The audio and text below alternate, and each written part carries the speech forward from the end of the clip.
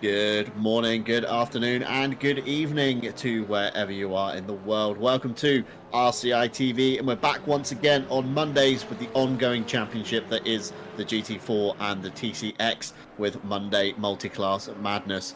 Round 4 tonight taking place at Circuit de Barcelona, Catalunya, located in Montemelo, and unlike most circuits we see, had a very late construction in 1991 and began hosting the Spanish Grand Prix and the Olympic Games. Commonly used is present days as a test circuit, but also still hosting prestigious events under the current banner. Just under 4.7 kilometers in length with 16 turns. I'm John Dalton, your lead commentator. Alongside me, Dan Van Zoofen. Behind the cameras, Jesse Lee, and of course, all of our live stewards. Welcome, everyone. Normally on the dry track, Barcelona is always known for the even cars distribution. It's normally known for a BOB track, especially across the GT category, and I like it that way. However, I'm not sure how that's gonna pan out in the wet, because as you can see, it's clearly a very wet Catalunya. And with 3 minutes to go and 40 seconds in this qualifying session, the action in qualifying is already quite a lot today. We can see the TCX cars has already done their qualifying. Robert Hull, he took pole position in the BMW M2 class. Kumpu took second and Lindgren took third. But it's gonna be really spicy in the wet, not only in qualifying but also in the race. Yeah, wet weather certainly going to be playing a part here today, Dan. And as you just mentioned there, the top three of the M2, Spoda Skrillex in P4, Les Stevenson in P5 as well. So some competitive names towards the front end of the grid. But currently, of course, the GT4s are on the track with Azure Goat looking very strong in practice already and heading the pole time as it stands at a 1 minute 57.192. Grim Lilith just behind Mike Redford, very close behind Grim Lilith as well. And it's looking like another week of McLarens here, Dan.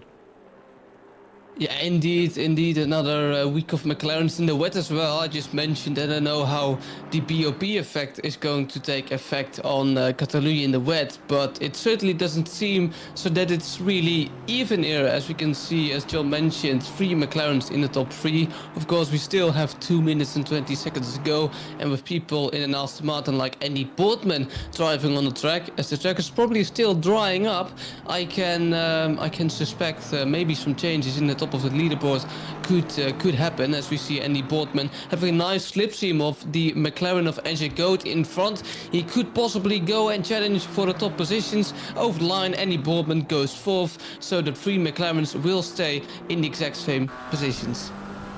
Yeah, Andy Boardman looking very confident at the moment, riding on board here with the current pole sitter Azure Goat as they begin to navigate themselves around on yet another lap here. Of course, turn 1, turn 2, classic switchback nature. Outside becomes the inside. Good passing place on to the braking zone if you can make it. And then, of course, turn 3, the never-ending right-hander. Feels like it goes on for absolutely forever, scrubbing that front left tyre and under the Repsol Bridge into turn 4. Again, another long kind of right-hander. Got to be very careful on the power as the road kind of crests almost on the exit. Very easy to get a big armful of oversteer, but Azure Goat keeping it very tidy as he heads towards turn 5. Again, a nice kind of open hairpin corner, good for passing if you can get the run through turn 4 up the inside into 5 will be a perfect place here. And then we go down the hill to turn 7, the kink.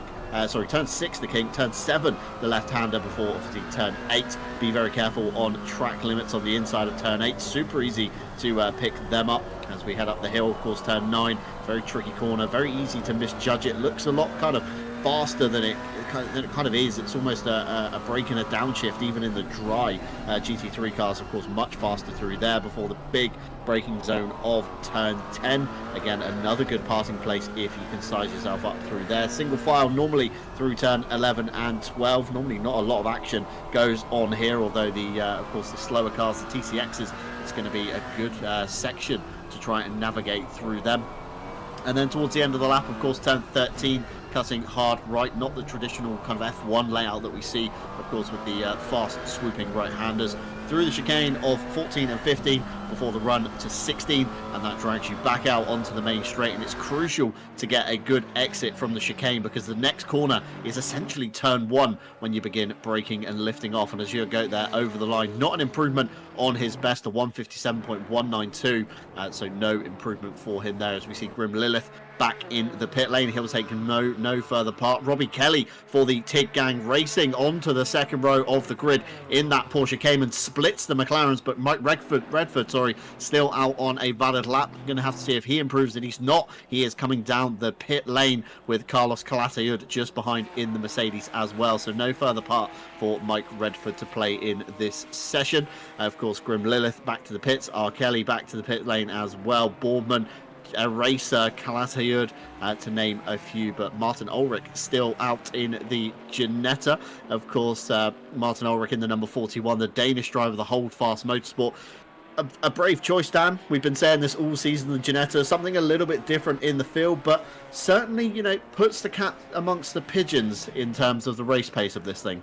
You say it very well, and we've seen Martin Ulrich showing great race pace, especially last week in England, of course. And well, over the line, could he improve in his quality pace as well? On a wet Barcelona, goes to P7 provisional, and one of the only one Ginettas today is doing a fairly well job. And as you say, John, let's see what he's going to do in the race. We have the Scottish driver of Matt Malcolm finishing off his lap in the 199 Mercedes. He's currently P10. Could he maybe promote himself to P7 and overtake that Ginetta? We're going to see. Of course, he's going through the last sector, a really difficult last sector, slow and technical. That's what it's known for.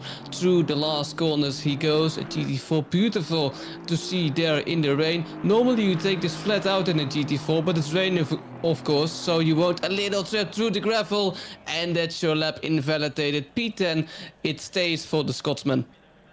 Yeah, just skated a little bit wide there in the last turn. We were saying, of course, it's normally flat in the GT4 car, but of course, with the wet weather in the mix, certainly not flat today. It's going to be a very tricky, treacherous circuit as we flick, of course, over to the race. Still raining in the server, and of course, the track is officially deemed wet today, and we're going to bring you the championship standings queued up in the wings with our broadcaster Jesse Lee. We're going to see how these 40 drivers all stand together. Of course, we've got two categories here today, GT4 and TCX, all fighting for their retrospective titles. And of course, there is no pro and silver. It is just everybody for themselves. So from the GT4 pro standings, we have Azure Goat at the head of the field with 71 points. Mike Redford just behind on 64, and John Eraser on 59. Andy Boardman on 47, followed closely by Grim Lilith. Jan Manzo not here tonight, unfortunately signed out before the event began on 33, and just behind Carlos Calatayud on 32 on home soil today. Rob Franken on 28, tied with Martin Ulrich also on 28, and Christian Clipper, the only BMW M4 in the field, rounds out your top 10 with 26 points. Jordan Daly, of course, a late sign-up. First round for him was last week on 18 points. Ted Edwards tied in the Camaro as well on 18 points. Emo Plate on 16. Matthew Malcolm on 11.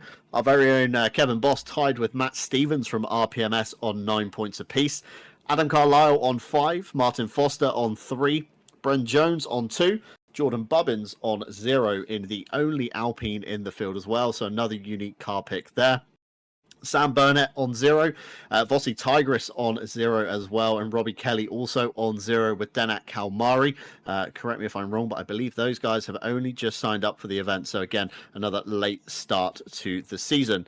We then head over, of course, to the BMW M2s, headed up by Spoda Skrillex on 68 points. Very close behind, though, Victor Nordqvist on 63, and Raphael Huel just behind him on 57. Christian Lindgren, of course, on 53, followed by Tom Shipston and Les Stevenson on 46 and 43 points. Last Monday's champion, of course, Nico Kumpu from the Ferrari series on 36, Aaron Jackson on 27, and just behind him, Callum Kerrigan on 26. Richard Phillips rounding out your top 10 with 22 points for the RPMS SimSport camp. Moving on to page 2, of course, Alexander Orlick's a driver that's done quite well so far through the season on 17 points, tied with Alexander van der Voorde also on 17. Matthias Byron, another sign out for tonight on 16, with Theobald Roskamp just behind him, tied with Christian Romano on 15 points apiece. Phil Roberts on 9 points, Richard Whittle on 8, and our very own event admin for this series, Tim Ireland, on 5, tied with Neil Pimlott. Marco Fucuscio on 2 points, rounding out your top 20 in TCX. And I believe we do have another page, of course, Hubert Hauser and Keith Whittle yet to score points in the season. Daniel Merchant, Miguel Martins and Paul Potts have signed out and will take no further part in the series. But of course, as we begin to get underway, of course, cars on the grid. Looking very competitive here today. Dan, of course, we've got Azure Goat on the pole. Again, looked very strong in practice, but it's going to be very tricky to stay consistent, of course, over the hour mark. And, of course, Raphael Huel on pole for the BMW M2s, followed by Nico Kumpu and Christian Linger. And, of course, it's a title fight, should we say, in the M2 category, more than the GT4s, I would say, at this current stage. But some very competitive names today, Dan. Who is your money on to take the race win here? Last time around, as you go to pole position, it wasn't him that won the race. No, it was him who won the race. So I'm gonna go with As You Goat again. Yes, and for the TCX class, I'm gonna go with Christian Lincoln again. Why not? Say two very capable drivers, of course. Christian Linger and the Sim Brothers racing camp. We know them all too well in the world of RCI, of course, names we do like. Here, as we come down the grid, of course, a very colourful array of cars. Again, that's something we offer here at RCI, is, of course, full custom liveries. So the Sim Brothers, again, going for another kind of Jurassic Park theme. We've got our very own budget Valentino Rossi on the grid today, of course, Les Stevenson, a.k.a. the Roker Poker. Wow. Of course, Callum Kerrigan, our new staff member, taking a trial job as a steward.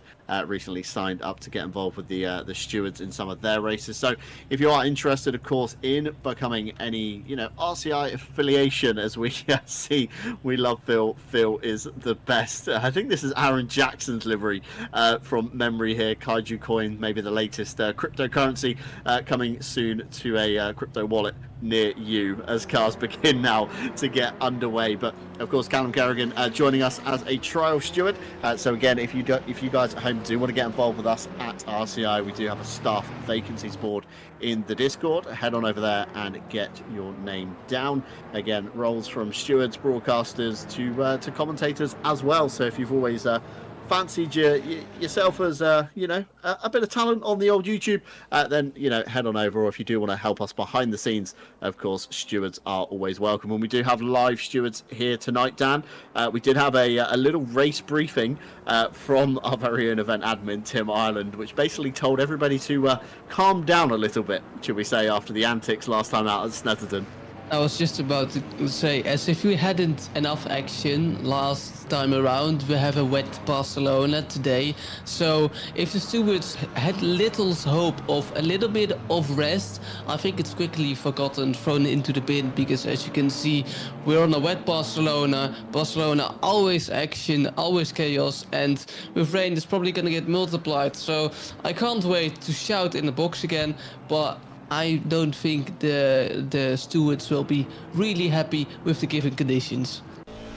Yeah, of course, as soon as you add some wet weather into the mix, it all kicks off again, as lots of drivers tend to practice in the dry, and then of course when you throw some wet in, everything changes completely and it all becomes a little bit chaotic. We of course did have some late stewards reports last time from Snetterton. They all did get wrapped up after we came off the air, mainly involving it was a lap 27 turn 8 involving the 197 and the 69. It was a warning for the 69. That was between Andy Broadman and Jordan Daly, and then a lap 13 turn 4 involving the 157. It it was a disqualification for max license points reached. So not a good thing for the number 157. But of course, everybody here tonight trying to get in the as much heat, should we say, into these Pirelli wet tyres as they possibly can. Of course, no tyre blankets in either category, so drivers going to be doing lots of brake dragging. You see lots of weaving there throughout the field. Kevin Boss in the background. We've got Kelly in the front as well, and the number 25 Cayman trying to get themselves as much heat, and you just see the M2s in the background as well, really giving it some. As we have an RCI TV supporter, RCI Ash Bibby, again a member for 7 months, sprinkling some more pennies into the RCI pot. So thank you very much indeed.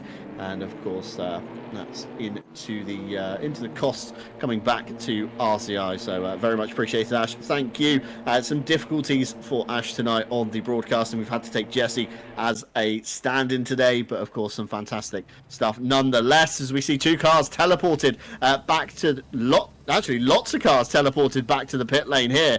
This is very peculiar indeed. I'm guessing a lot of drivers were out of sync possibly, and of course ACC does throw them back to the pit lane. So we'll keep an eye on the stewards report, see if anything comes through from them. But for now, of course, cars are side by side. Green flag has dropped. Azure Goat looks like he's been caught napping. Grim Lilith with a fantastic start on the outside line, going down into turn 1. Of course, the outside becomes the inside for turn 2. It looks like Azure Goat has just about kept level with Grim Lilith. Mike Redford in the background has managed to jump Kelly. Kelly up the inside of John Eraser. Azure Goat very wide indeed, all the way through the extra tarmac and the gravel, comes back on in front of Grim Lilith, and crash already. Grim Lilith to the inside line. That's a very dangerous place to be sat, especially on an opening lap, but everybody getting around Grim Lilith very sensibly. Grim does wait for the whole field to pass through, but it looked very, very clumsy indeed from Azure Goat. I'm not sure how stewards will be taking that one, as we already see a drive-through popped up for Tim Ireland in the number 141.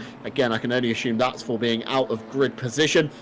As the live timing, of course, begins to catch up, everybody's going to be shuffled. It's going to be looking a little bit weird down the side of your screen until every car has passed through Sector 1. Of course, the cars that have been teleported back to the pit lane down, they've now been released. And again, maybe a blessing in disguise with that chaotic first lap. Yeah, I expected it a little bit more chaotic. Grim Lilith had a dream qualifying, started P2 this race, started P12 last race, and it's all been undone, sadly. I wonder what's happened with those TCX cars, because it could possibly they took dry tires, or who knows what happened there. But it's all kicking off here. Andy Boardman trying to overtake the Porsche of Kelly. The Porsche normally not doing that well in the GT4 category, but it's showing its strength in the wet today. So the Porsche drivers really benefiting from the changed conditions here at Barcelona. Mike Redford, oh, that's Azure Goat going wide again. We've seen it at the start of this lap, and at the final corners of the lap he's going wide again. So maybe feeling the pressure of the wet, probably feeling the pressure of Mike Redford, because he's on the chase by Azure Goat.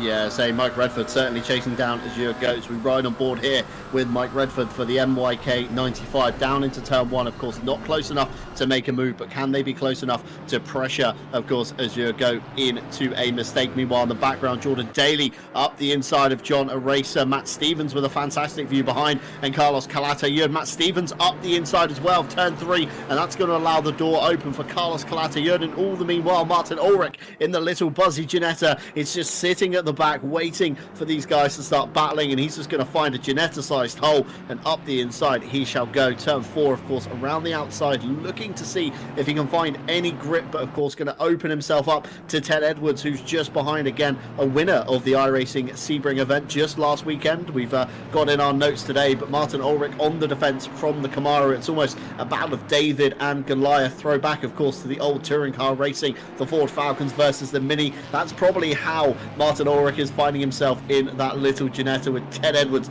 bearing down on the back of him. But all the cars single file through the middle sector so far, looking relatively clean now, Dan. Again, everybody's got the contact out of their skin, I would say, for the opening lap or so, but of course still 56.5 minutes on the clock, and of course these cars are looking quite close at the beginning of the M2 field. This is lap 1, turn 1. The M2s of course on the back of the GT4s. Jordan Bubbins bunching up on the inside, a bit of contact. Les Stevenson goes round. Callum Kerrigan, sorry, is involved as well. So again, another thing for the stewards to be looking at. Meanwhile, Raphael Kuhl takes up a position. Not sure who that was, one of the Sim brothers, possibly Christian Lindgren, getting the jump on Lindgren. It was the number 48, and of course Grim Lilith just in the back down, and Emo Plate is round as well in the chicane. Hopefully we can get a race replay to see what happened here.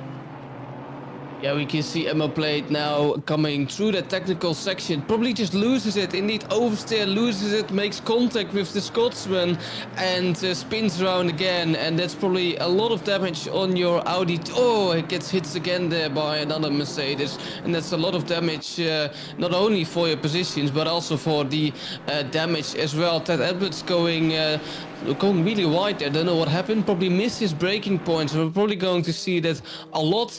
We can see Tim Ireland now serving his drive-through. Not really sure what happened there. Probably a position exchanged on the start. You can get a drive-through for that. Live stewarding isn't able to get that drive-through away from you. So Tim Ireland has to serve it, and he's doing so now. Another Aston Martin, Adam Carlisle, driving P15, chasing the Alpine. As John said, we don't see many Alpines here in this championship, but they're certainly driving one of them. That's Kalmari in the 54, and he's doing quite well. Grim Lilith had an awesome qualifying. Sadly, he couldn't make it work. A little bit of contact with Azure Goat made him spin around, and John is making his way through the BMW's M2s now. Yeah, it's going to be a very tricky ask, isn't it, for Grim to try and get through the BMW M2 field. Of course, last week at Snetterton, we watched Mike Redford from memory do the exact same. Started from pit lane for, I think it was misfueling from memory. Had to drop some more fuel in the car, and then obviously found himself at the back of the grid and had to kind of scrabble his way back up through the field. And a big ask from, it's a big ask in a GT3 car, let alone in a GT4 car, of course, in these tricky conditions. It's not going to be an easy ask for Grim, but I'm sure if anybody can, it's going to be Grim Lilith in the Triple R, of course. Mike Redford managed to claw his way back up to P11 in total. This is a race replay of how Grim Lilith is so far out. So you see Azure Goat there through the gravel and on, came back on the racing line essentially at a much slower pace than, of course, the rest of the field behind.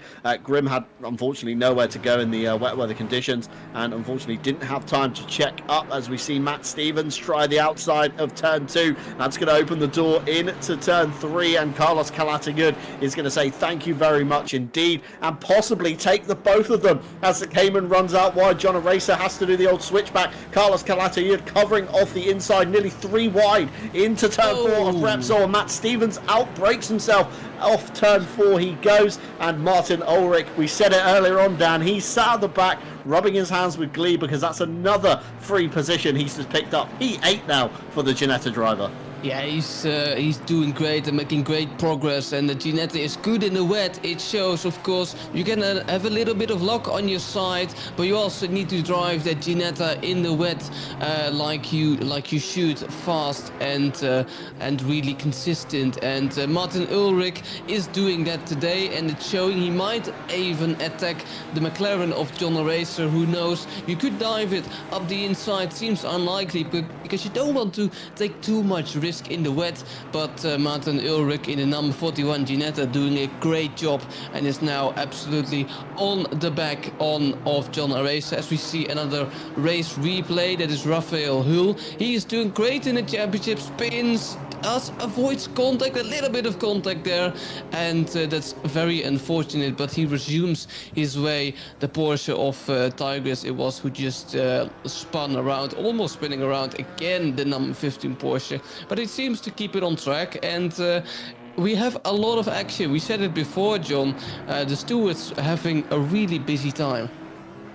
Yeah, stewards are going to be having a super busy time. I mean, Snetterton was relatively busy for them, and of course the driver's briefing did say to try and calm it down a little bit, and it has happened to some degree, I would say, but still not as calm as it could be. John Racer into turn 1. Carlos Calasi, it looks like they've overcooked turn 1. Ulrich bunching up behind with John Racer as well, but Carlos positions the car perfectly on the inside of turn 3, which doesn't allow a racer to get the overlap. And of course you see there just the legs that the Mercedes has over that McLaren, and Martin Ulrich of course tucked in just behind John Racer, and in the background of course Matt Stevens, the Porsche driver that we saw of course battling earlier on.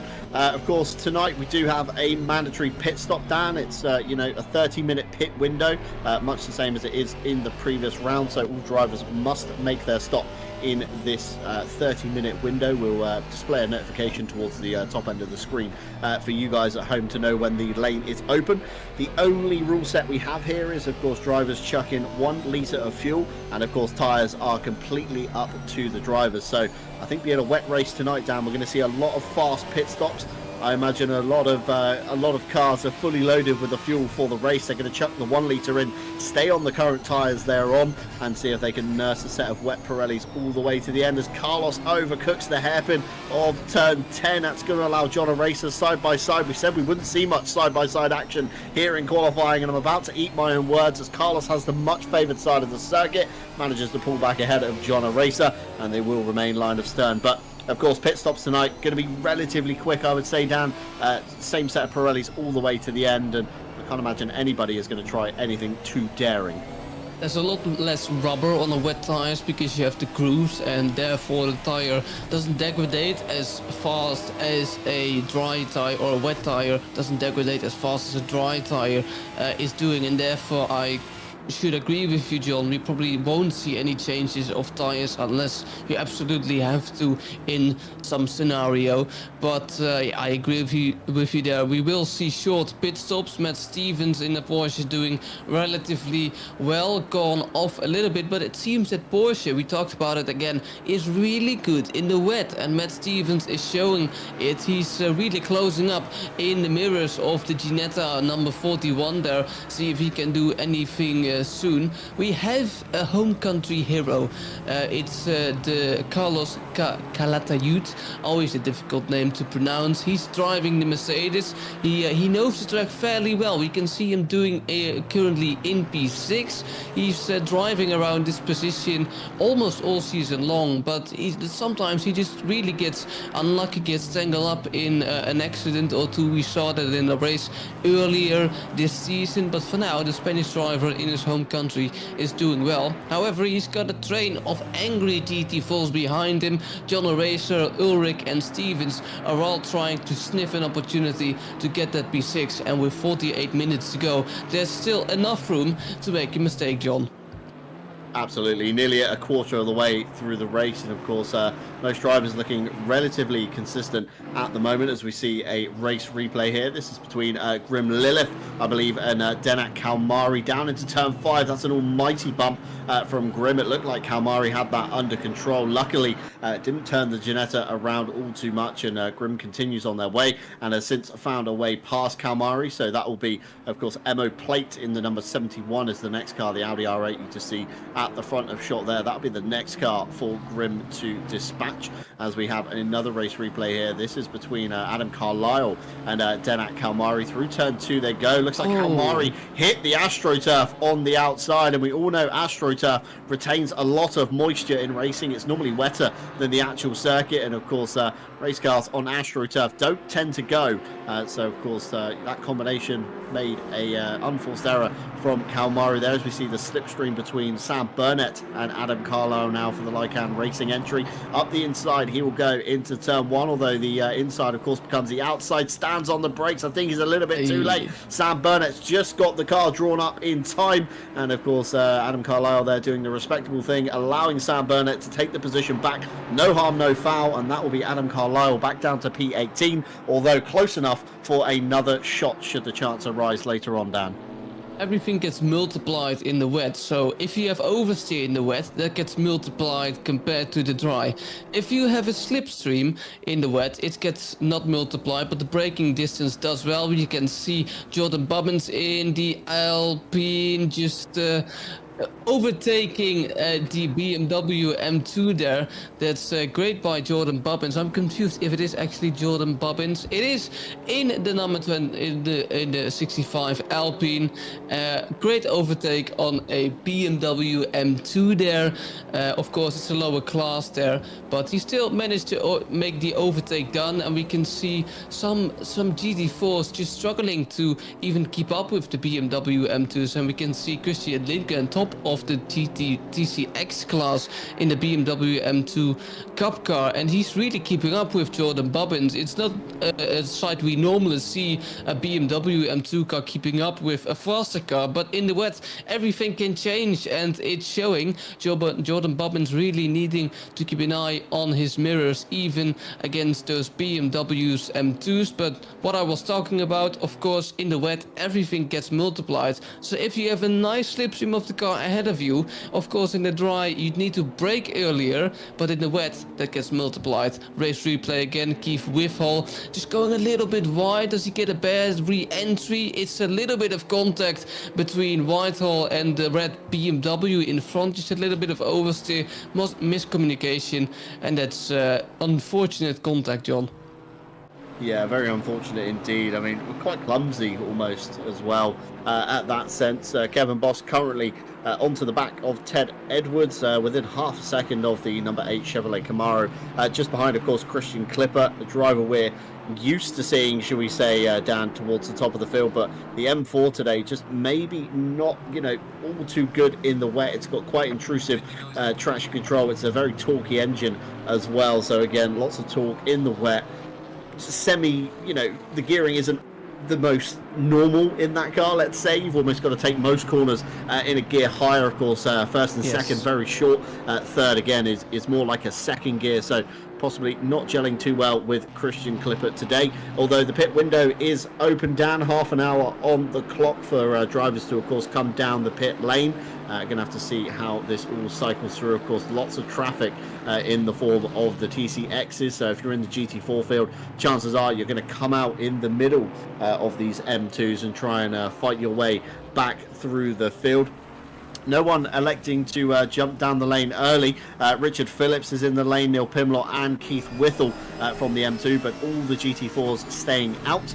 Nobody electing to dive down the lane just yet. And typically down, we normally see, the halfway marks in about 14 minutes time. Lots of drivers will begin flurrying down the pit lane. And even at Snetterton, we saw quite a lot of late pitters as well. So you might see a good old mix of strategy, as we were talking about in qualifying the exit of the chicane. Very important, Christian Clipper all over the back of Kevin Boss, but Kevin just about managed to pull away, tucking into the slipstream, of course, of the Chevrolet Camaro. And just look in the mirror, Christian Clipper is coming. Kevin Boss moves over to try and make a defense. It's nearly going to be 3 wide into turn 1. There's contact. Kevin Boss is sideways off into the extra tarmac. He goes, manages to stop it before the gravel, avoids the speed humps, and back on he comes, although of course at a much slower pace than Christian Clipper. I feel Clipper is going to have to give that position back, as we saw Clipper there pulled out and then went to tuck back in, I think, Dan, and just caught the rear of Kevin Boss. And very unfortunate there. Ted Edwards was nearly caught in that as well, albeit very innocent in the matter. But I feel Clipper is going to have to give that position back to the number 31. Yeah, I feel like so as well. Probably the stewards will take a look at that. But I must admit, it's a good save by Kevin Boss there. Manages to keep control of that Aston Martin, even in the wet. And the number 31 driver of a really slow racing team is doing a fairly job still, currently in P11. Maybe Clippert gives that a position back, but Clippert in that BMW, let's be fair, has a really big engine, a powerful engine. So I'm afraid Kevin Boss needs to do it on his own here, but because Clippert doesn't really seems to be showing any. Oh, Kevin Boss on the inside wants to possibly take revenge. That's a big send, and the send doesn't work. Race replay of that send once again. Kevin Boss way too late on the brakes, does hit the apex of the corner, but it's all for nothing because goes wide, loses another position to, that's the McLaren of John O'Racer as well, and that's gonna be some interesting to see as well. He might be able to get another position up. He could be faster than John O'Racer ahead of him, but we'll have to wait and see. Martin Ulrich, first of the whole field to make a planned pit stop, and he's now trying to navigate himself through the traffic. It's nasty business here, trying to make your way through traffic. If it wasn't already hard enough in the dry, it's hard as well in the wet, and he's now passing his fellow GT4 driver Jordan Bobbins. He hasn't made a pit stop yet. Martin Ulrich trying to do all kinds of things to get as soon as possible past the GT4 of Jordan Bobbins, but instead, John, he's holding himself up. Yeah, that's the only problem, isn't it? When you pit early, like we said, you do get mixed in with the kind of front runners of the M2s and the back runners of the GT4s, and you've almost got to slowly climb your way back up to where you were to ultimately work out the position you were once in. Of course, Martin Ulrich there, indicated by the green square next to his name, is clearing the pit stop, as we see here. Vossi Tigris side by side with Sam Burnett. Of course, Adam Carlisle just ahead has managed to dispatch of these two. We saw that fight ongoing earlier as they head into turn 4 of Repsol. Of course, Tigris on the inside should have that signed, sealed and delivered. Meanwhile, Grim Lilith has dispatched of Kevin Boss in the number 31 after hemorrhaging time, of course, taking the extended GP loop from the hairpin after trying to get back past Christian Clippert. So this gap has now thinned itself out somewhat. Just want to say as well, a big thank you, missed it earlier on due to the race starting, but of course a big thank you to Ash Bibby, not only for the supporter of the YouTube channel, but also a £10 donation. So thank you very much indeed. He says for breaking the stream, but let's be honest, technical difficulties do get us all at the best of times. Of course, Jesse Lee taking over the honours tonight. Mike Redford coming under pressure from Andy Boardman down into turn 1. Of course, as your goat is within reach. It looks like Boardman stands a little bit too late on the brakes, and if I was Mike Redford there, I'd certainly be getting very twitchy watching that Aston coming towards me in the mirror. And look at the wheel on Andy Boardman's car, down nearly full 90 degrees to try and get the front end of that car pitch round in turn 3. It's so interesting to see these drivers cope with the wet weather, because if you brake directly behind the car, you have some dirty air as well, so that means your stopping distance, it's easy for drivers to misjudge that, because your stopping distance gets increased because you have so much dirty air in the wet.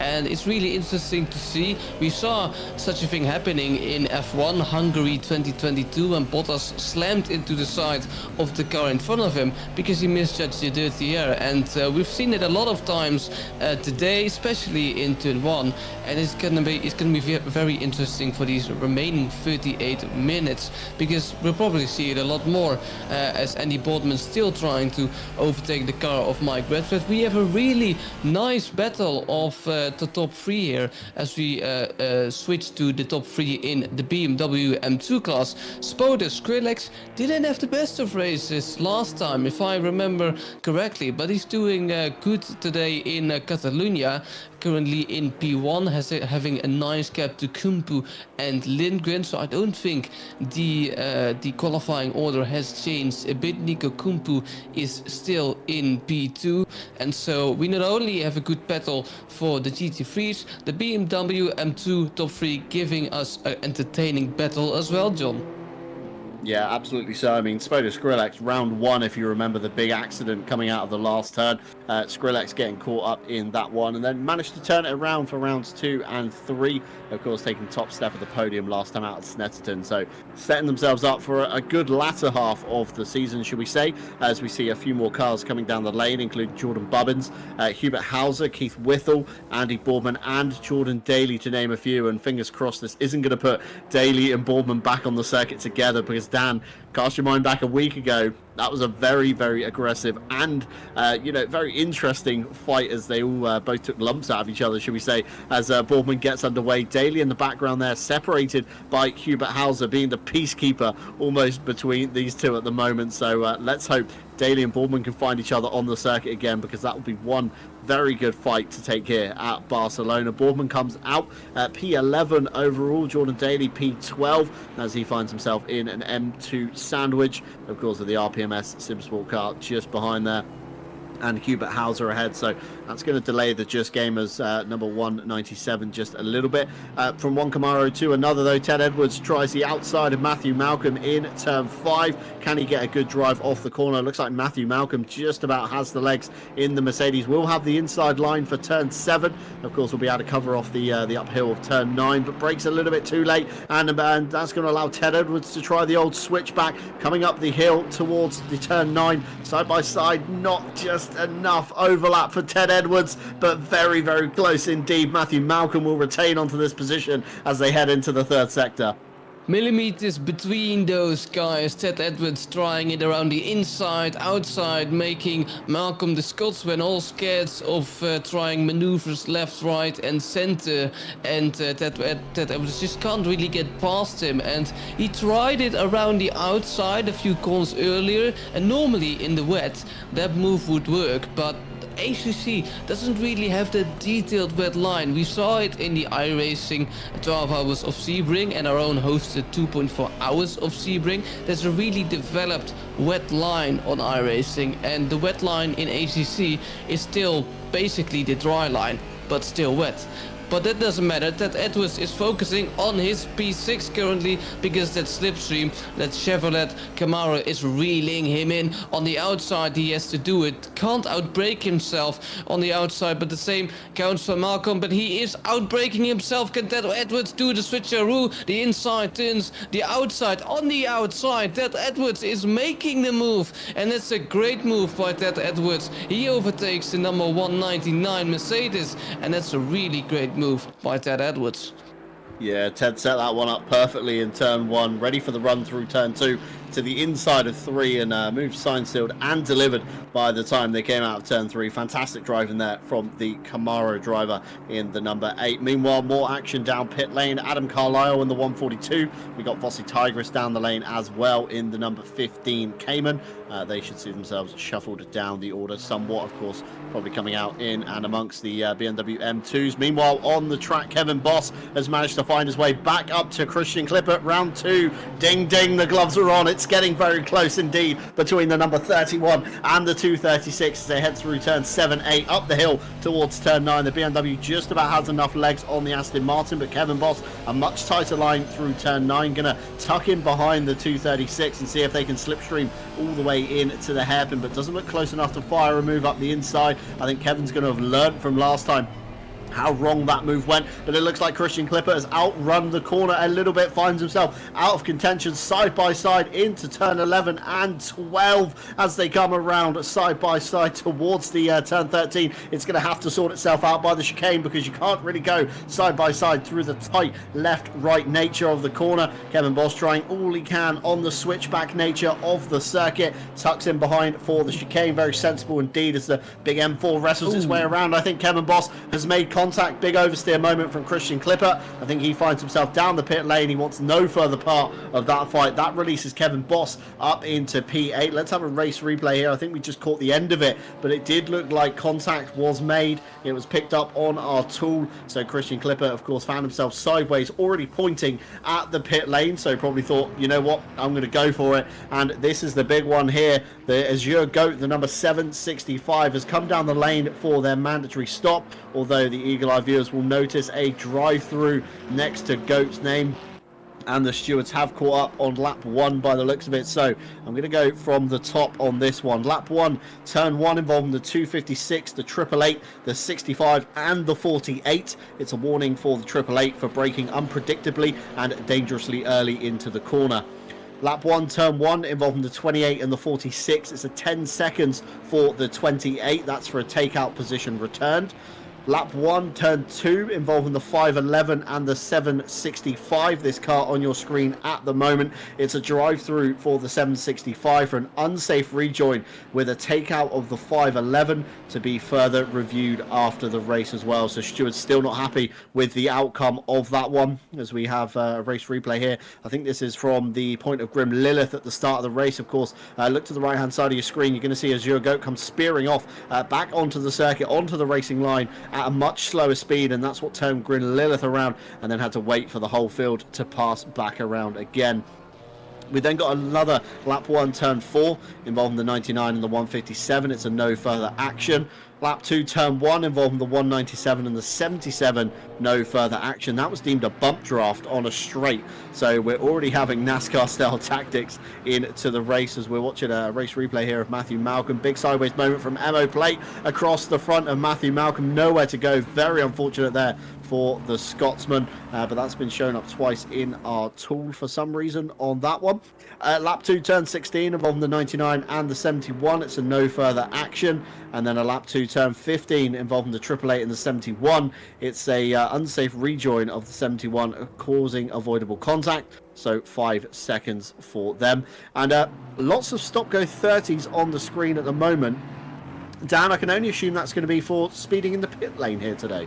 Yeah, of course, pit lane is... Oh, as we see another contact, Sam Bennett, that was at the start of the race. The pit stops are really going down currently, and indeed, we are seeing a lot of stop and goes that's speeding in the pit lane, and I said it before, in the wet, everything gets multiplied. So if you practiced your pit entry in the dry, you can't pick the same braking point. You need to brake early, obviously, and if you misjudged it a little bit, it can be 1 kilometer an hour too fast, even less, and that will earn you a stop and go penalty.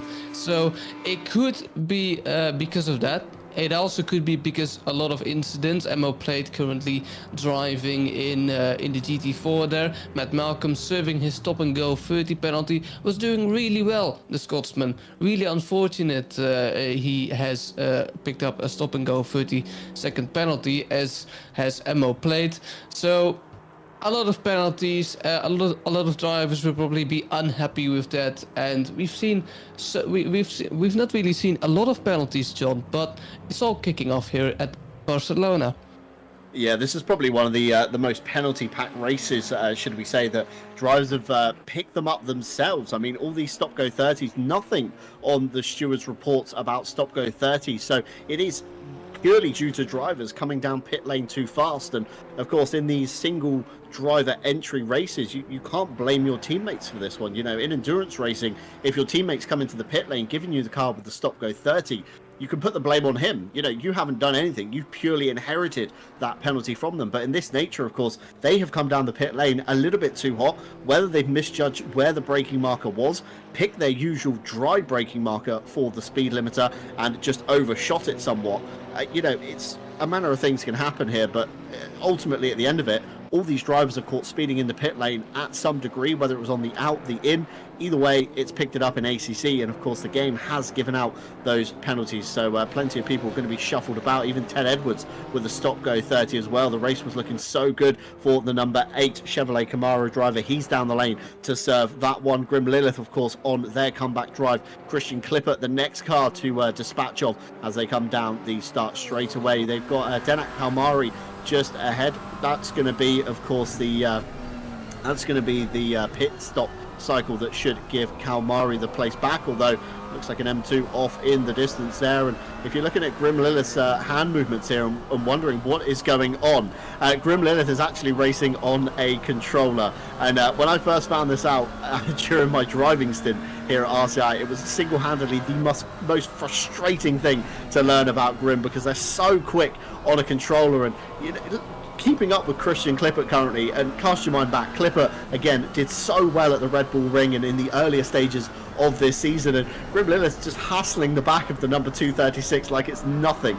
And it's, you know, great to see that you can still be competitive on ACC, on a controller, on, you know, really low-end equipment. It's not all about direct drive units and, you know, the biggest setup, the biggest sim rig with the most features and LEDs wins. You can literally race this game on a controller and still be so competitive here at RCI. And if you do want to get involved with us, of course, at RCI, head on over to the website. That's racerci.com. You can find all of our links down below in the description on how to get involved with us here. And of course, we do have a fairly busy calendar, should we say, this week. Midweek Masters, of course, continues on Wednesday, heading to the Red Bull Ring for their round 3. Team Monkey Racing currently tied for the Pro Championship lead with RRP Racing Team Solvalu and RPMS Simsport hot on their heels as well.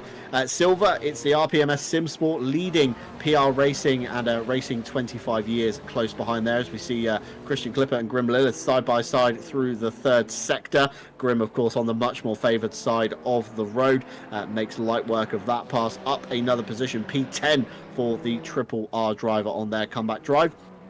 We then, of course, got not really much going on for the rest of the week, unfortunately, until we get, of course, to Saturday when Night Out Season 17 is back. We're heading, of course, to Alton Park for their penultimate round.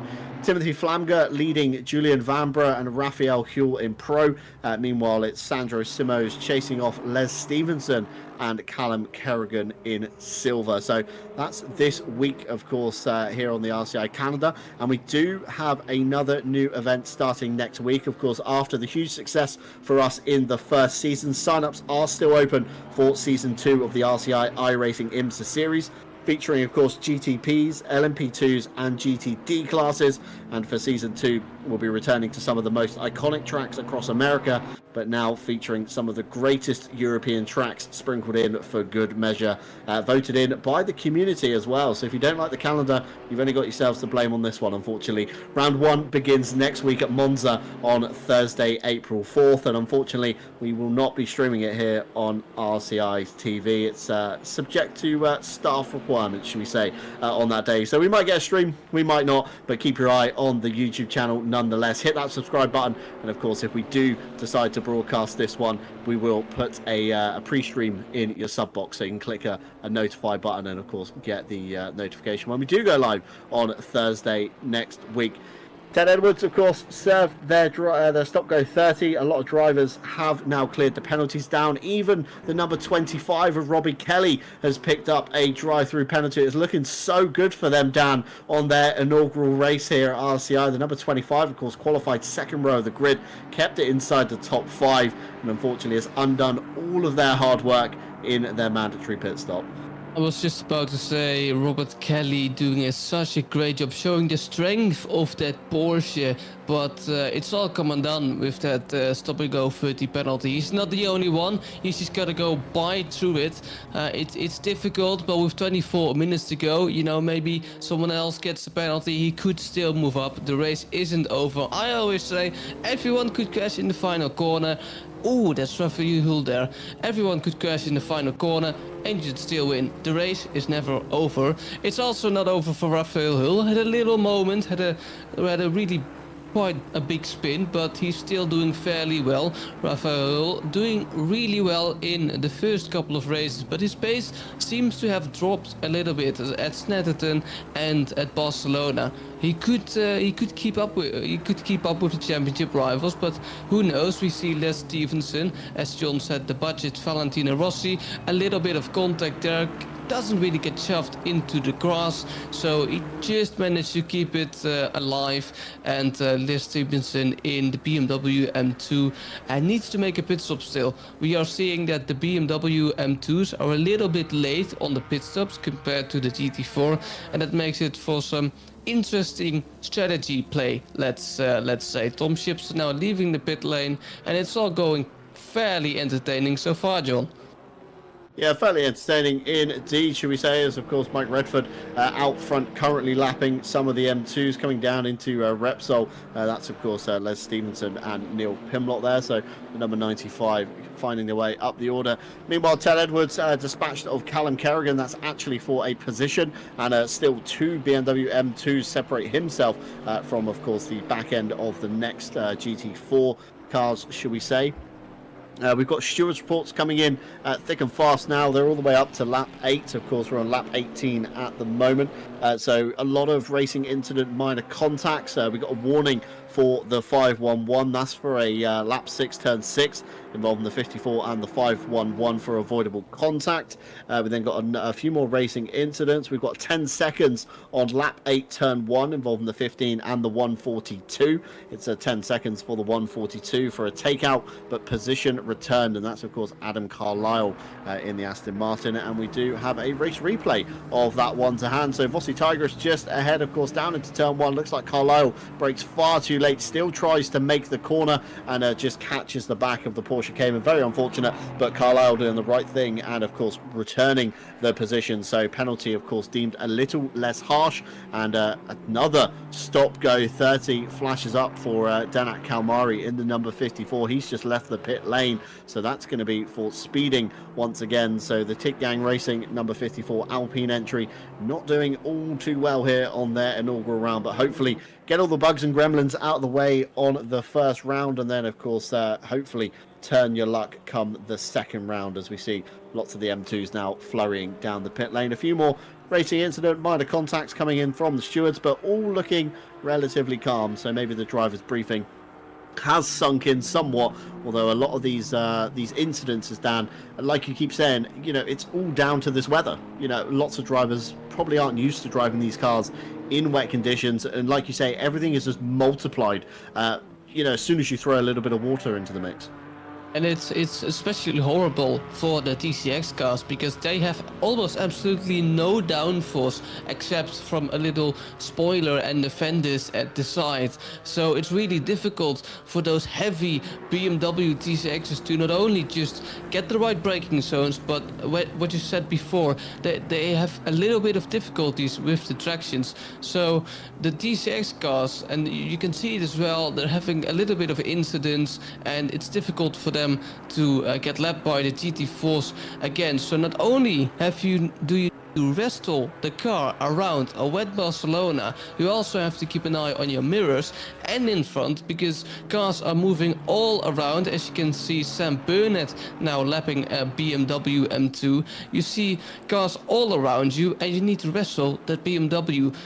Again, it's not easy, and some of them are doing an amazing job, some are less fortunate, but you can see the gap between those BMWs, I have noticed, and those GT4s is decreased slightly, a little bit. I can see BMWs, M2s keeping up with GT4s, with maybe some of the slower drivers of the GT4s. They can keep up at some times, and it makes it even more difficult to navigate yourself through the traffic. So it's a really intensive race for all the cars around.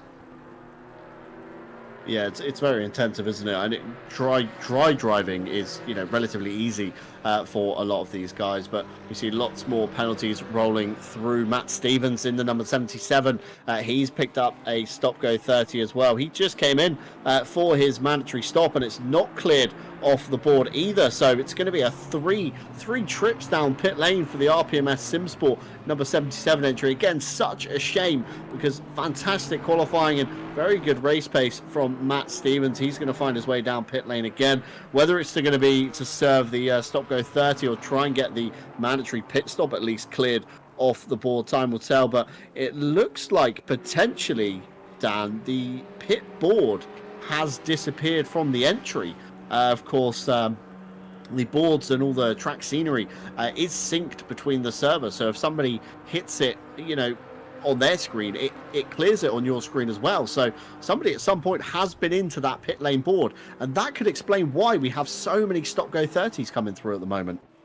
Some drivers will probably want to find the driver, do some harm.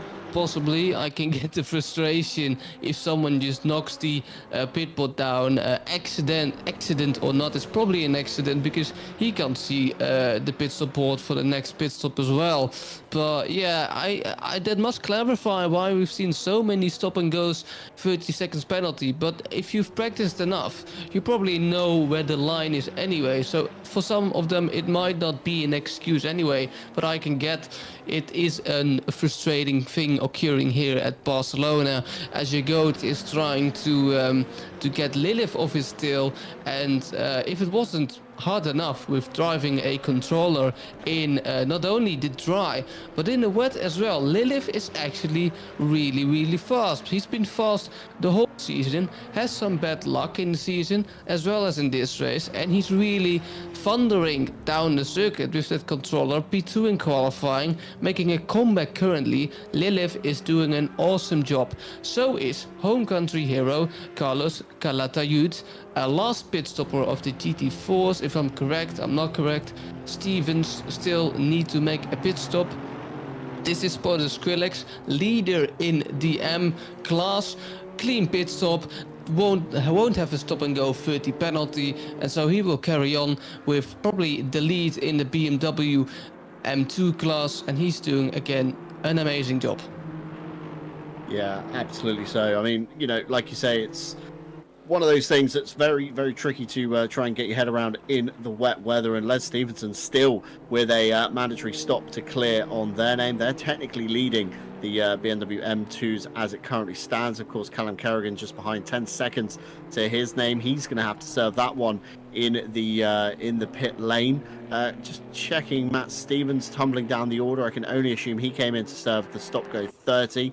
Of course, the mandatory stop still hasn't cleared off his board yet, so that's going to be another trip down pit lane for the RPMS driver. Very unfortunate there for the number 77. It seemed like the Caymans were the choice of car today, of course, with Matt Stevens being one of the high qualifiers alongside, of course, Kelly in the number 25, and both undoing themselves with a stop go 30. Very unfortunate. Looks like Andy Boardman has gone to the race lead, though. The number 69 Greased Weasel Racing entry finds themselves at the helm of the grid. 2.9 seconds behind, you find Mike Redford in the number 95. I think he's just coming out the hairpin, just out of shot ever so slightly. Jordan Daly in the number 197. He's currently in the John Dalton zone, almost 12.2 seconds off the back of Mike Redford. But Carlos Calatayud just behind there, navigating through a little bit of traffic in the 1.6 seconds. And then, of course, Martin Ulrich in the Ginetta, P5 for the number 41. He was all the way outside the top 10 in the early stages, Dan, but it just proves, you know, keeping your nose clean in a treacherous event such as this, it can yield great rewards come the end of the race. You could almost treat it like an endurance race, because you just need to be really careful, as you say, John. You need to really avoid all the incidents, really treat it like an endurance race, and don't take too much risk. And then you can just find yourself into the top 5, like the Ginetta driver does. It could also count the same for the BMW M2 Cup. However, it's really competitive in that BMW M2 Cup. So competitive, Kumpu has taken the lead. Current leader, Lee Stephenson, does have a drive-through, so that will promote Kumpu into the lead. 1.5 seconds is the gap, 1.4 seconds is the gap. So Spoder Skrillex, he was in the lead, he isn't no more, but he's trying his best to get that lead back. Lee Stephenson, I think he was driving too fast in pit lane. However, he has got a drive-through. Really unfortunate for the driver with the Roker Poker livery. Of course, if you want to hear the story of Lee Stephenson, you can ask him, and he'll gladly tell you the story about the Roker Poker name. Nico Kumpu still driving in P1, and you can see Skrillex just closing in, John. Yeah, Skrillex with a fantastic pace, of course, from the previous couple of rounds, and got caught up in the messy incident at the last turn of the Red Bull Ring, shoved themselves all the way down the grid, but certainly looking like a much better half for the end of the championship for the number 200. 1.4 seconds currently, just under 14 minutes to go on the race, and like you say, Dan, Spoder Skrillex certainly looking very confident, chasing down Nico Kumpu. Of course, last season when we ran the Ferrari Challenge cars, the champion from that series. So Nico again is a very competitive driver in their own right, very fast as well. Not normally a driver we see in the slower class cars, should we say, but certainly putting on a great effort here at Barcelona in the wet. And meanwhile, we have a race replay here being told this could be lap traffic problems, and it certainly is. Mike Redford getting overtaken there by, looks like possibly Callum Kerrigan in the M2 going down into turn 10. That's something that the MYK entry probably didn't think they'd ever see, and lots of time lost last time by on their lap. Of course, 4.8 seconds now, Andy Boardman to Mike Redford, 9.9 seconds, Mike Redford to Jordan Daly, so that gap's come down by 3 seconds as well. So again, traffic giveth and traffic taketh away. Les Stevenson comes down the pit lane to serve their drive-through penalty. Again, nothing from the stewards on this one. So again, it's going to be one of those speeding in the pit lane jobs, but of course not as serious as a stop-go 30. Of course, the Roker Poker on the back of the car there next to the Monday Gang sticker, and if you're curious to know what it means, I dare you to DM Les Stevenson, or of course tag him in the TCX GT4 chat and ask him, what does the Roker Poker mean? Because I'd be curious to see his answer to that story. More stewards. What am I trying to say here?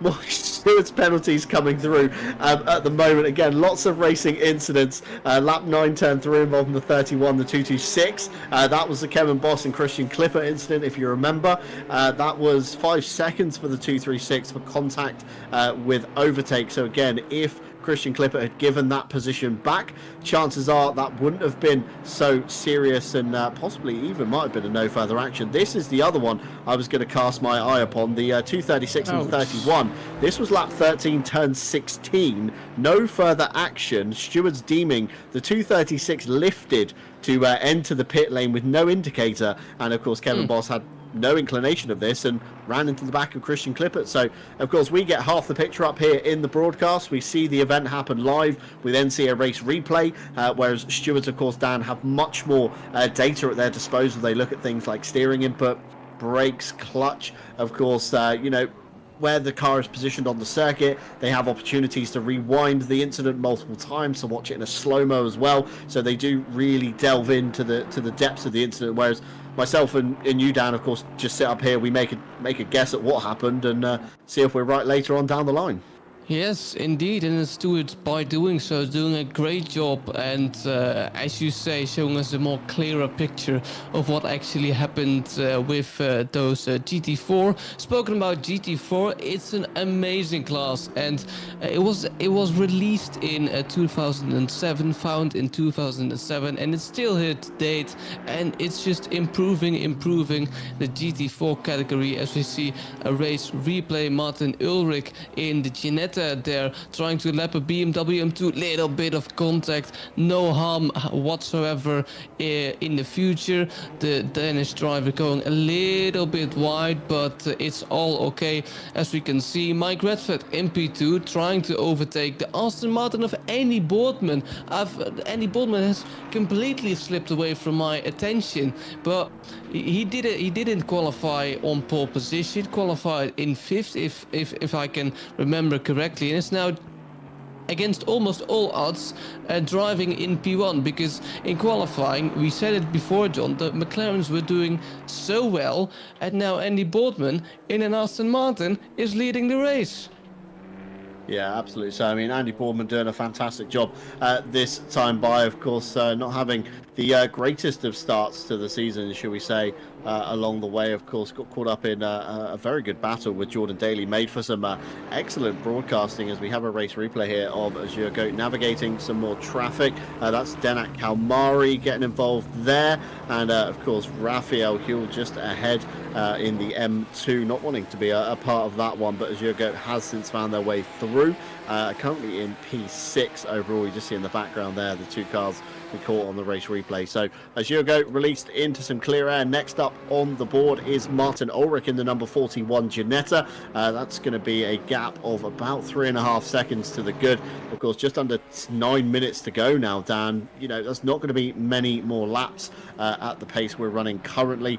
So, you know, clock is ticking for Azure Goat, but anything they can claw back, the better, really, because of course on the stewards report we did say there may be an investigation after the race as well. So Stewart's going to be analysing that one very much so from the lap 1, turn 1 incident. Grim Lilith, of course, was the car caught up. They found their way back to P7, so very good pace from Grim Lilith in the 511. You see them there just in the background dispatching of the traffic, and of course it's going to be gloves off if these guys do get together. 4.3 seconds between the 765 and the 511. Meanwhile, we've got a race replay here. Ted Edwards and Hubert Hauser getting very close in the final chicane. I think no harm, no foul there. Hauser just slightly overcooked the chicane, and Ted Edwards just about found a Camaro-sized gap and managed to find their way through. Still plenty of penalties on the board to clear, and of course, Dan, these will be added on to the end of the race time. So again, we could see these results shuffle if everybody is within close enough earshot of each other. The stewards had the last say in the race at Snetterton last week, but they seem to be keeping fairly up with it today. We saw some almost the entirety of the stewards team last week joined in for the incidents at Snetterton because there was so much chaos arised at those races. A lot of chaos is arising today here, but the stewards again are keeping up, and it's showing. We see some 10 seconds, 5 seconds, some 10-second penalty for Sam Burnett in a Mercedes, and well, the stewards are doing a great job as always. We couldn't do it without them, so a big thank you to the stewards for making this race, not only this race but also this competition, possible. Back to the action here. We can see the Polish driver having a not so streamlined front end on that BMW, John. I'm wondering what happened there, but he is trying to overtake the German Hubert Hauser. Hubert did a great job at the start of this competition, really falling down the order. Could be because of the wet, so I'm interested to see what we can see from the German next race. We can see Andy Portman trying to lap those BMWs M2s, and the action is dialing down. The race has really settled in, John, but this battle isn't done yet. The Polish driver wants to overtake the German driver. Neighbors, of course. If we speak in countryside, on the outside the Polish driver goes. Can he keep it around the outside? Little wiggle on the front end there, but just can't get the move done before we reach the last and technical sector, and that's contact there for both drivers. The Polish driver is slowing down, probably giving the position back to the German driver. That's very sportsmanship. He is giving that position back, but that won't help their lap times and won't help their positions in any case, John. Yeah, so good sportsmanship there between the two drivers, and you see there, it just looked like Hubert Hauser scrubbed off a lot more speed than, of course, Alexander Orliks did, and really caught out the Polish driver in the number 587, but of course just adding to the front end damage. And Mike Redford, of course, finding his way through between the two. That's certainly not what you want to see, and more contact. That's how Orliks caught the front end damage into the side of Matt Stevens, of course, on his Porsche since serving the stop-go penalty, and of course again the mandatory pit stop that didn't quite clear itself the first time by. So 3 trips down the lane essentially for the RPMS car, but still soldiering on nonetheless as we get into, of course, the final 5 minutes at the moment. Down the number 69 of Andy Borman, the Grease Weasel Racing entry.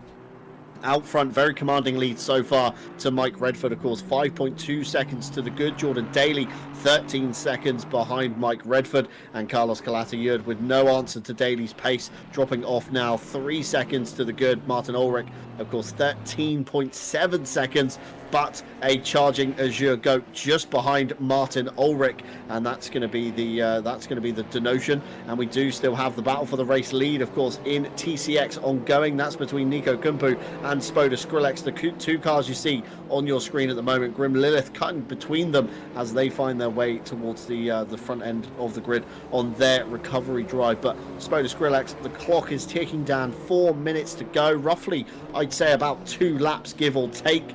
Does the number 200 have enough in them? You know, they've stuck with Nico Kumpu, but the gap hasn't really come down. They've not been close enough to make a move, and I'm not sure will the 200 have enough to really get past the fin. It's so interesting, isn't it? The GT4 of Kalmari could interfere with this battle. Kalmari doesn't have anything to gain, so he might as well wait behind, but he doesn't, and he's making the life of Spoda Skrillex so hard because he's losing time to Nico Kumpu now, something Spoda Skrillex absolutely didn't want to see. He gets overtaken, lapped by the Alpine, but it's probably just a lot of frustration for Spoda Skrillex here because he's getting not held up here, but he will lose time compared to the Finnish driver of Nico Kumpu, and that will be delightful to watch for Nico Kumpu because I can imagine the Alpine overtaking the BMW on the straight here, and Kumpu is basically laughing in his car now. Thank you for that, for the time loss, Alpine, because I've just maybe won the TCX category.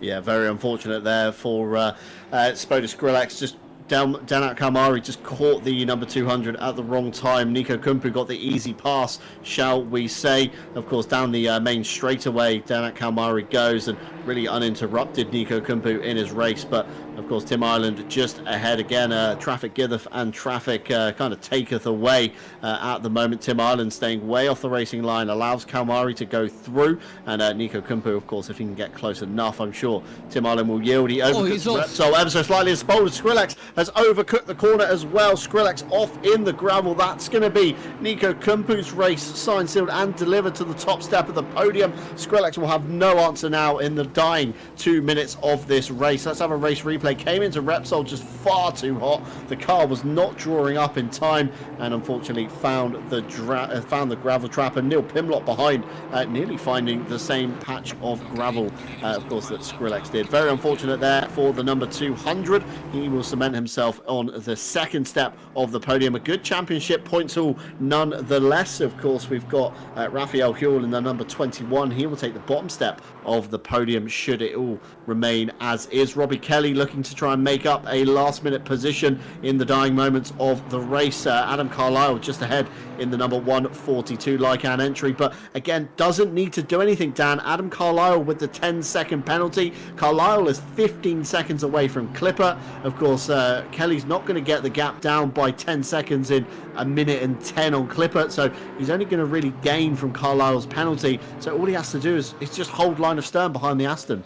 Robbie Kelly, a real bird of prey for Adam Carlisle, and you can see the Porsche trying to do everything in its power to still overtake the Aston Martin. Adam Carlisle probably not taking too much risk because he has the 10-second penalty anyway. A little moment there for that Porsche of Robbie Kelly, and he needs to be careful now because, as you say, John, he doesn't have to, but he still wants to. It could end in tears, but it could also end in glory, not for any position changes on track, but purely for morale, really, as we see a BMW M2 maybe interfering with it. Robbie Kelly is trying to do the almost old up and under, but currently just can't really make it stick. As we see a race replay here, we can see Sam Burnett. I think Sam Burnett is indeed, this is a crash. Oh, it is a crash. Sam Burnett in the Mercedes gets tangled by the Mercedes in the wall on such a late stage of the race, and Sam Burnett will probably be furious with that. He drops down to P19 overall. That's almost last in the GT4 category. The stewards will definitely take a look at that. We can see another race replay. Robbie Kelly trying to overtake Adam Carlisle here. Let's see if he can. Free wide going down the back straight. Robbie Kelly on the inside, but he needs to get his brake spot perfectly executed, otherwise he will overshoot it. Adam Carlisle on the outside, and Robbie Kelly, beautiful move, really good executed, signed, sealed and delivered, as you said, John. Yeah, fantastic racing there from Robbie Kelly. The checkered flag is out. The race clock has hit zero, and Andy Boardman will take your round 4 victory even today here at Barcelona. The number 69 Greased Weasel Racing entry. Fantastic drive from beginning to end. Mike Redford managed to keep it clean through the traffic. He nets second step of the podium in the number 95 MYK Racing, and Jordan Daly already back in the pit lane in the Just Gamers Camaro, the number 197. 7. Carlos Calatayud just off the podium in P4. That's going to be a good haul of championship points for the Spaniard, possibly even out of fuel as he coasts towards turn 1. We see a BMW of Alexander Orlix go flying through the shot there. Azure Goat will take P5, although subject again to any stewards inquiries going on. Martin Ulrich managed to hold on to P6. Grim Lilith fought their way all the way back up to P7. Kevin Boss beating Christian Clipper. That's for P8. Of course, P9, Christian Clipper should come through. He is just passing through now below us. Robbie Kelly, of course, in the number 25. A great kind of opening round, should we say. A very good qualifying, but unfortunately undone all their hard work in the end. And Adam Carlisle will round out your top 10. Meanwhile, in the TCX category, it was Nico Kumpu that managed to fend off Spoda Skrillex, the 256 and the 200. What could have been had the mistake not happened at Repsol, and traffic giveth and traffic taketh away in that scenario. And Raphael Huell in the number 21 will come through in P3 overall as the race, of course, ends. Every car has crossed the line. Again, results are subject to stewards' inquiries. And again, what could have been with Azure Goat today? Number P5 overall after the earlier on penalty, the rotten race start, and of course the very questionable rejoin, but fastest lap of the race nonetheless to them. So again, could they have won overall? Lots of stop-go 30s today, Dan. Of course, potentially a missing pit board on that one, and a few time penalties as well, shuffling the results about a little bit more. Of course, R. Kelly was gifted, shall we say, the position from Adam Carlisle's 10 seconds, despite the of course despite the position switch on track. It was bound to happen regardless. Christian Clipper will keep his P9, and of course Emo Plate, I believe, P14 he will keep as well with the 5 seconds. But lots of DNFs today, probably the highest rate of attrition, and probably put down to the weather, I would say, today, Dan. Yeah, indeed. Everything kicked off probably because of the weather. Catalonia, you could say it. You could put it in the chaotic tracks, but it can also be a safe track. But the wet weather really making it tricky for all the drivers out there. We saw the TCX car struggle, we saw the GT4 car struggle, especially in turn 1 with the dirty air. When you close up to somebody, it's so easy to misjudge your braking point. We saw it at the start, we've seen it through the whole race, and yes, indeed, almost all the chaos that happened last time around happened today as well, but the stewards have caught up. That's the difference. Yeah, stewards, catching up eventually towards the end of the race. So no overtime tonight needed for them. Of course, any post-race penalties will be submitted by the drivers themselves with supporting video evidence to go alongside. We've already got a thank you to whoever destroyed the pit board in the TCX chat. We got a few insights from drivers along the way. John Racer, 2 spins was too much for him tonight. Good game to all the survivors. And no pit board, stop-go 30. Then stop-go 30 won't start. Tried multiple times forwards and backwards and selected to take the penalty in the pits. That's from Matt Stevens of the RPMS camp. Matthew Malcolm, I won't read the maybe expletive he's put at the beginning of his message, was all going well until sped in the pit lane and then had a graphics driver's crash as well, which in turn, of course, crashed the ACC game. So very unfortunate for Malcolm. And Callum Carrigan, a drive-through with 2 laps to go. That's very unfortunate for him. And Spoda Skrillex, very nice message there. Congratulations to Nico Kumpu. Held out, didn't make mistakes until the very end. I lost focus 5 minutes to the end and just carried it to the finish line after that. So Spoda Skrillex there struggling with keeping it on the track for the hour. And of course, wet driving, you're so much more alert than you are in the dry. Of course, you have to see through spray. You have to watch your mirrors for other cars coming in. Of course, the multi-class aspect of GT4 and TCX. The speed difference isn't massive like it would be, of course, in a GT3. However, there is a difference, and it's still very complex to try and get your head around, especially for the 1 hour race. Of course, as we mentioned earlier on in the broadcast, a few events happening this week at RCI, including the Midweek Masters as they continue on Wednesday, heading to the Red Bull Ring for round 3. Team Monkey Racing currently tied for Pro Championship lead with RRP Racing Team Solvalu in 3rd, and RPMS Simsport hot on their heels as well. In silver, it's the RPMS Simsport crew leading with PR Racing and Racing 25 years close behind. Saturday, of course, Night Owl Season 17 heads to Alton Park for their penultimate round. Timothy Flamger leads Julian Vanbrugh and Raphael Huell in Pro. Meanwhile, it's Sandro Simoes chasing off Les Stevenson, aka the Roker Poker, and Callum Kerrigan in Silver. And of course, after a huge success for us in the first season, sign-ups are still open for Season 2 of the RCI iRacing IMSA Series, featuring, of course, GTPs, LMP2 and GTD classes. For Season 2, we'll be returning to some of the most iconic tracks across America, but now featuring some of the greatest European tracks as voted for by the community. Round 1, of course, beginning next week at Monza on Thursday, April 4th. And you can find out about all of our events at any time, day or night. Of course, sign up and pre-qualify if needed by heading on over to the website. That's racerci.com. And of course, jump in the Discord server, because that's where all the action is happening. That's where all the chats happen and all the socializing. There's many different topics you can get yourselves involved in with us here at RCI. And of course, if you do want to become a staff member, we do have a staff vacancies board as well, including commentator, broadcaster and stewards, and you can never have enough stewards, I'm always being told by Phil Roberts. So get yourselves involved in that one, and you too could be analysing other people's driving with us here at RCI. Of course, a big thank you to you guys at home, because again, none of this would be possible without you watching along and chiming in on the chat. It's, you know, fantastic to read all your messages, and we even do come back as well and scan back over the comments. So if you've got any comments, drop them down below, and I'm sure we'll be reading them next week.